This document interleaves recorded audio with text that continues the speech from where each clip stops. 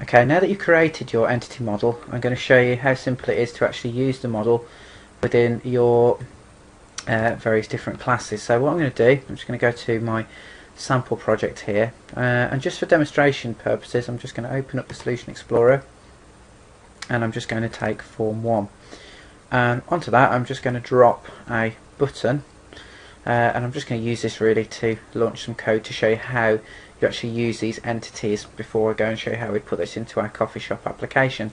If I just double click on that button there and drop into the button 1 click event, you'll notice that what we've now got is, instead of having our actual server explorer and our tables, we've actually got the representation of that we can just call. And if you remember earlier, I called mine coffee shop database, and you can see, look here, I've got coffee shop database entities, and that's a class now.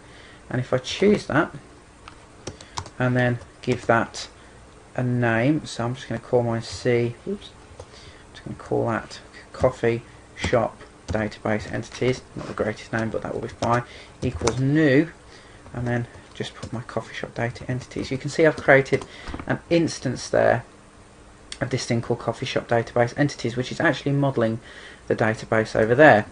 And if you have a look inside that now, you'll see that there are various different properties and methods that you can access. For example, you can create entities, create objects, and you'll also find you've got representations here, look, of all of the various different tables. The other nice thing is you've got actual objects that represent each of these.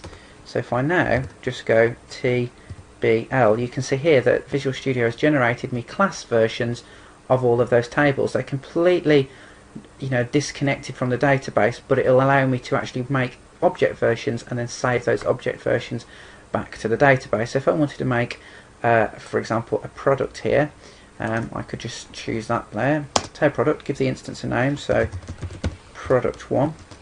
I could say equals new product, okay, oops, sorry, new table product, and in the usual way I can cheat a little bit here, and I can see now that here are all of the various different properties that I can put in. So if I wanted to give the product a description, so in my coffee shop I could call that large coffee. Excellent. I can carry on and give that a price. So it's in a decimal, so I'm going to have to do something like 1.99, and it's because it's decimal, just don't forget your M there at the end. And if I wanted to put anything else in there, like for example the image, which we'll look at later, or the product ID. Incidentally, we don't put the product ID in because that's going to be an auto number, remember, but we could if we wanted to. So I'm just going to put those two bits in there for now. And you can see now, whoops, is that just, yeah, bracketed okay.